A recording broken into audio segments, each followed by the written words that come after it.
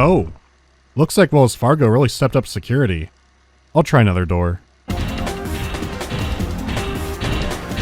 Well, things have changed.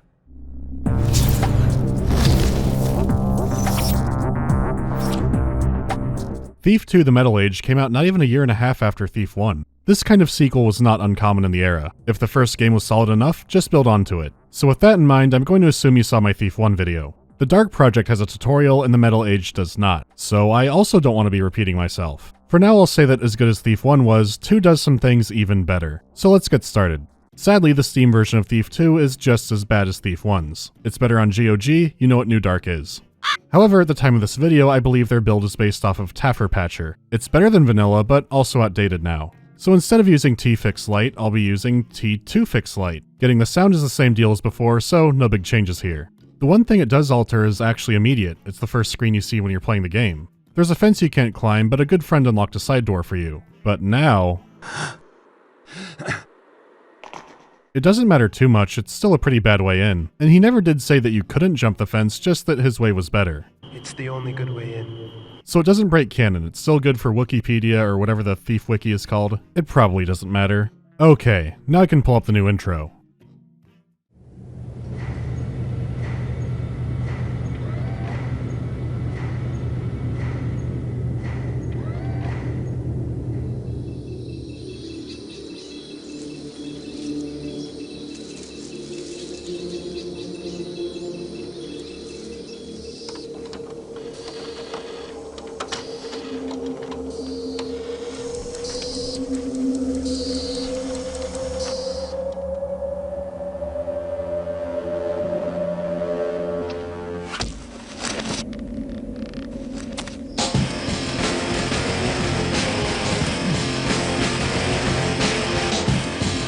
It's another cool, dark, and stylish opening, but it conveys a lot to you as well. There's a new builder scripture and it looks like technology is being pushed massively forward. There are some dramatic changes happening in the city, but Garrett, he's still doing his thing.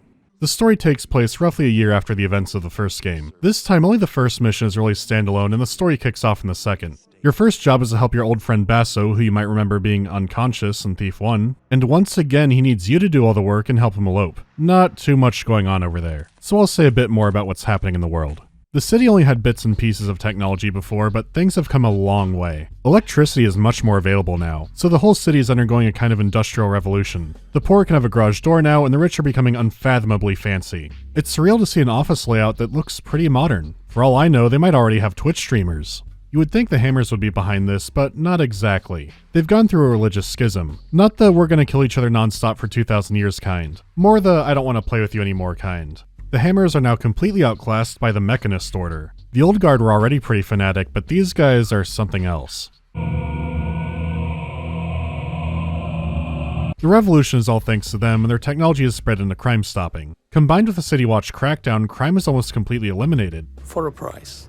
It is becoming a horrible surveillance state dystopia, and you don't want that. You never want that. There are tons of cameras, swarms of robots, traps, which all sounds bad, but Garrett has a new innate power. His brand new mechanical eye. Can he see through walls or tag enemies? No. You can now zoom in on stuff. Not this time. That's all you need. To make matters even worse, it seems that all plant life is dying out, so the Metal Age is looking to be apocalyptic. Things are strange once again, but you should have expected that. I mean, Thief 2 also came in a trapezoid, but I didn't have that one since I had that shape covered already. I never keep it too far away from the game sphere. Graphically, Thief 2 looks a lot like Thief 1, but there have been some key improvements. For one, the character models are significantly more detailed now, but they could still add in more characters per map. The new levels can sometimes be insanely ambitious in size, as in this one could be 2 different missions big, but they went there. They've really mastered their use of lighting and shadow too, since they've now had years to work on the Dark Engine. After all, Thief 1 wasn't initially going to be a stealth game, where the sequel knew exactly what it was going to be. The environments are so rich and detailed, and there's a good variety of settings you actually play in. What happened was this time around they designed all the maps first, and then later made the story to accommodate them, which is why you can go from spooky cyber church to pirate ship adventure. The word that keeps coming to mind is refinement. They know it works visually, and they were really pushing what they can do. No longer is a Chaos Realm just inside of a tunnel. I'm not saying that every mission plays better, but visually you don't get puked on like the Thieves Guild ever again. As for the sound, it's as atmospheric as ever.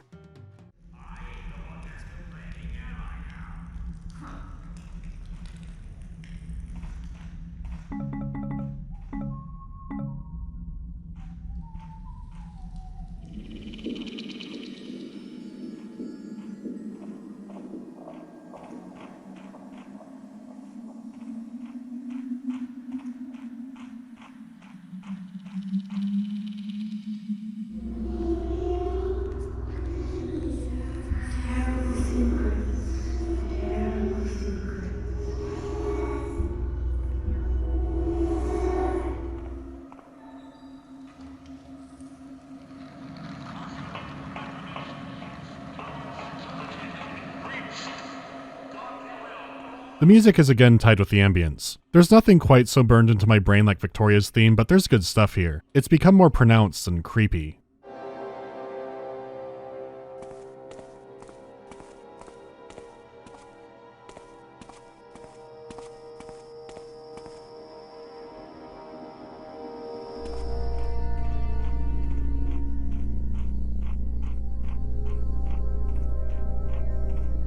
My favorite has to be the nightmare siren.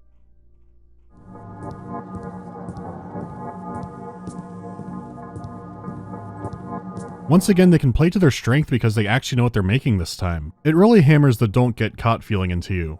On the voice acting side, Steven Russell is killing it once again. He's playing both Garrett and the main villain this time. When I first played the game, I had no clue. As for the regular NPCs, once again they bounce around a bit. It ranges from who do we have in the office to this guy's performing his heart out. It's as if all the plant life in the city up and died. Have you noticed that all the trees in Eastport are wilted and dead? How come we gotta pull guard duty? Couldn't the mechanist just put more of those mechanical eyes around the place? Because we can't be shut off as easily, you taffert. Oh! You gotta prick us with your sewing needles? On this side of the street, we shoot like soldiers, so don't make promises your arrows can't keep. You gone too far this time, you camel-man and tunic-wearing mollycoddle! An arrow in the throat will shut you up! Overall, it's great presentation. It keeps the tone and look of the first game, adds a bunch of new stuff, but doesn't twist it too far. The gameplay is similar in that there are some changes. Unfortunately for speedrunners, bunny hopping is gone. Your jumping movement is slightly slower, but more deliberate. Knocking out lights and masking your sound, that's all the same. What might change is how enemies react to it. The enemy AI is supposed to be smarter, and sometimes it is. They're more prone to noticing environmental changes like open doors. But at the same time I found it less predictable and not in a good way. In fact, a lot of the human AI seemed a lot dumber than Thief 1. Thought I saw something. Just the wind, I guess.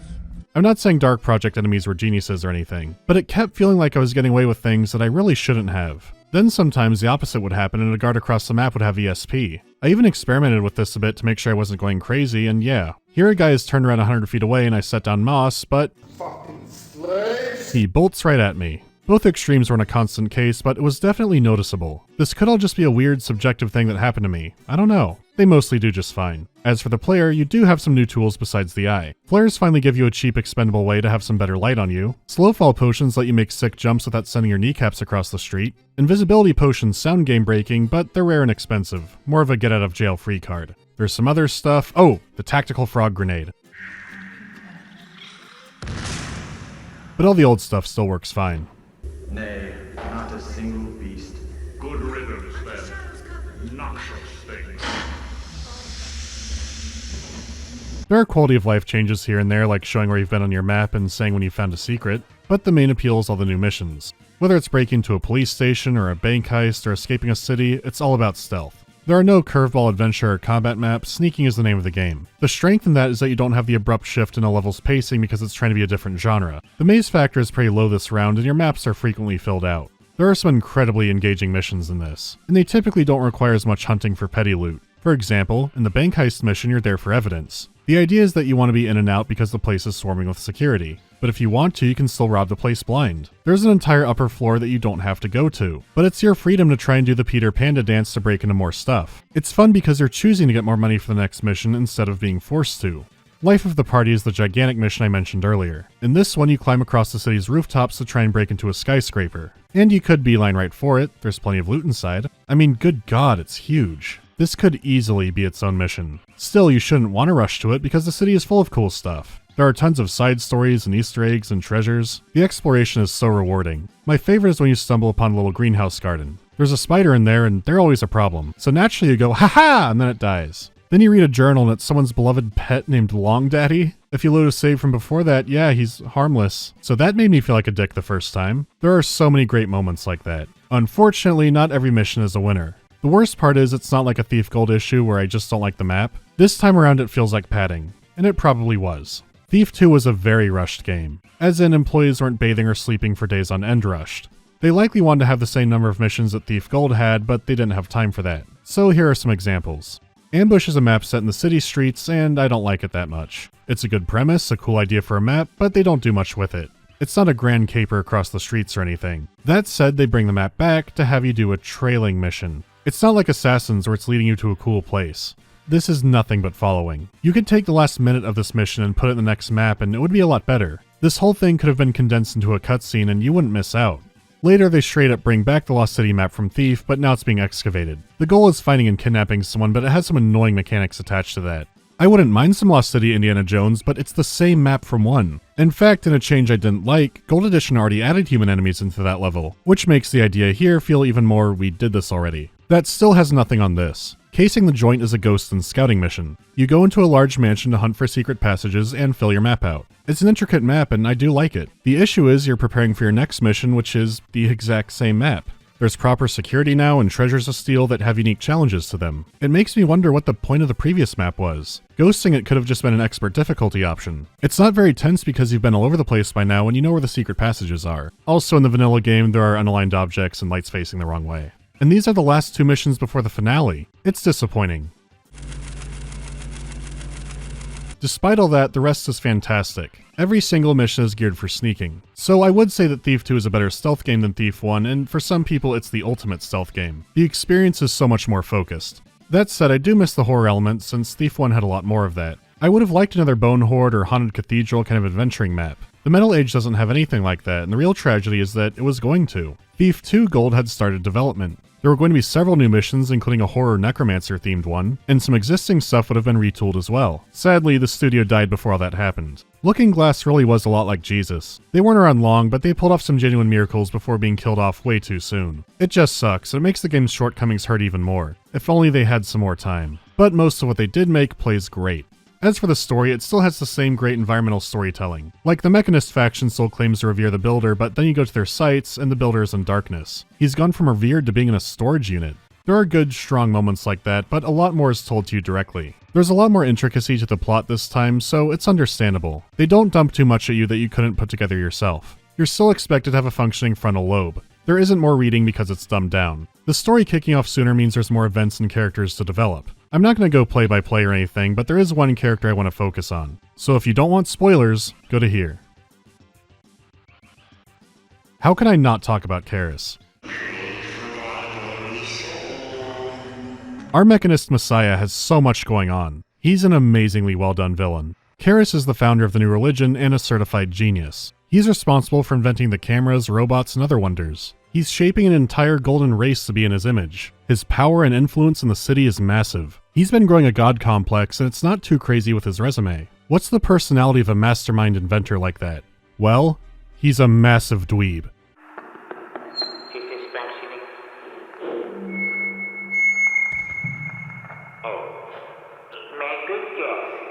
He's talented, but not portrayed as being suave. He's writing a new religious scripture, but parts of it are him complaining in his diary about the nobles making fun of him behind his back. They want favor to get to his inventions, and they don't really care what he has to say. Karras now hates organic life and wants it destroyed completely, and his whole plan starts by giving the nobles golden slaves that he's made. He's turned innocent people into these things. And unfortunately for the nobility, they're Trojan horses. Instead of having, like, some kind of shooting, he's filled them all with a corrosive gas. It reacts violently to organic matter. Most of the plants that are in the city are in the curated gardens of the nobles, so that'll amplify the effect. He genuinely thinks he's in the right to do this, too. He's so narcissistic that he's made all of his robots sound like him and calls them his children. Even his own followers can get creeped out by them. Thou not the first to be afeard of them, for their visage is wrought to strike terror into the enemies of Karras, or those who might consider becoming enemies. Well, and it might, for it near strikes terror into mine own heart. But he doesn't care what they think anyway. He already sees himself as above the Builder. Who cares what the hand of the builder? What the builder wills, Karras does.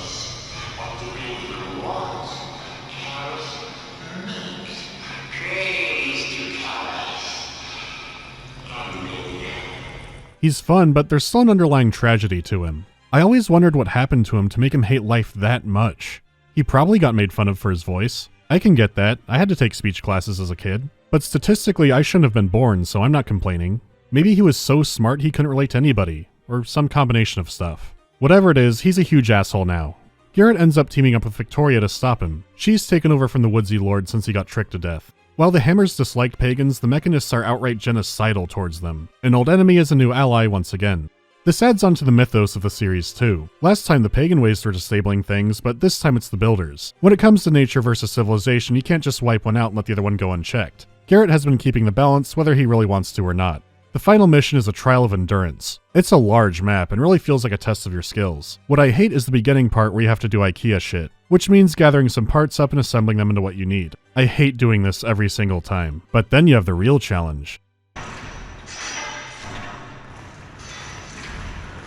Jesus Christ, it's such a death maze.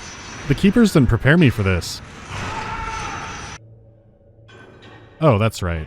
It's a satisfying ending, and it teases another game to come. That did happen, but it would be under a new studio. Some of the old guard would return, but it's a very different game compared to 2 and 1. Still, Thief 2 is an excellent game that's well worth your time. It's easy to see why people swear the sequel is the better game. Even with its focus tightened in and some vastly better levels, I still personally prefer Thief 1. To be honest, I'm not entirely sure why. There's something about its atmosphere and supernatural story that I guess I find more appealing, which is saying a lot because I like Thief 2's elements so much. Even if you don't like the base game much, it's worth it for the fan missions. I feel a similar way about Doom 1 and 2.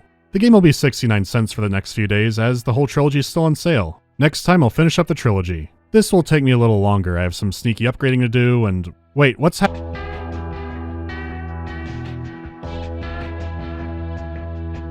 I've got to be careful. Next thing I know, I'll be doing fan mission videos. Which ending do you prefer in Deus Ex? Oh, that's Helios, like, easily. The Illuminati plan doesn't make anything better, and Tong's logic is very flawed. A new Dark Age won't stop powerful people from just doing the same thing again eventually. Which Wasteland is better, Fallout 3 Capital or New Vegas Mojave? If you mean like site exploring, that definitely goes to Fallout 3 because it's Washington DC, compared to a desert that's like the one big thing Fallout 3 has over New Vegas. The setting of New Vegas has a hell of a lot more interesting things going on, so there it is. Excited about the upcoming Factorio expansion. Oh god, give me strength. Do you think Thief games could benefit from the RTX treatment? Yeah, I'm sure they could. As long as they didn't do what they did for Quake 2 RTX. The weapon and level and item reflections are cool, but they really changed the mood of some of the areas in it. If Thief 2 had whatever that was done to it, it would probably be pretty bad. Maybe New Blood or Night Dive will bite off of Square Enix one day, but I don't think so. We'll see. Strange breaths of air